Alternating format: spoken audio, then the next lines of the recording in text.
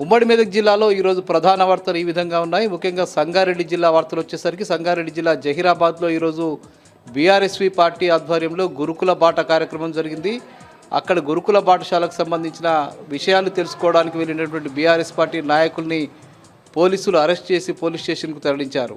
వాళ్ళు ప్రభుత్వ విధానాన్ని తీవ్రంగా ఖండించారు.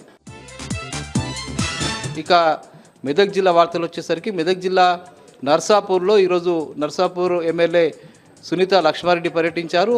అక్కడ జరిగినటువంటి ప్రజాపాలనలో ఆమె కార్యక్రమాన్ని పాల్గొన్నారు. ముఖ్యంగా పేద వర్గాలకు సంబంధించిన వాళ్ళందరికీ కూడా డబుల్ బెడ్రూమ్లు ఇవ్వాలని, అట్లాగే హౌసింగ్ స్కీమ్ కింద వాళ్లకు ఇళ్ల స్థలాలు మంజూరు చేసి ఇళ్లు కట్టించేందుకు చర్యలు తీసుకోవాలని చెప్పి సునీత లక్ష్మారెడ్డి ఈ సందర్భంగా డిమాండ్ చేశారు.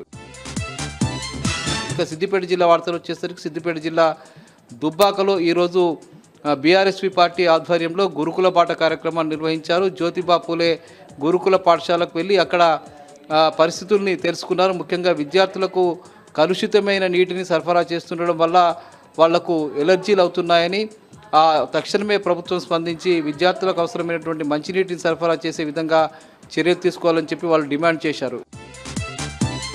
ఇక సిద్దిపేటలో బీఆర్ఎస్ నాయకులు ప్రెస్ మీట్ ఏర్పాటు చేసి కాంగ్రెస్ పార్టీ నాయకుడు చక్రధర్ గౌడ్పై ధ్వజమెత్తారు. ముఖ్యంగా హరీష్ రావుపై లేనిపోని ఆరోపణలు చేస్తున్న చక్రధర్ గౌడ్ తన పద్ధతి మార్చుకోవాలని, లేని పక్షంలో తీవ్ర పరిణామాలు ఎదురవుతాయని చెప్పి బీఆర్ఎస్ నాయకులు పాల సాయిరాం నేతృత్వంలో బీఆర్ఎస్ నాయకులు తీవ్రంగా హెచ్చరించారు.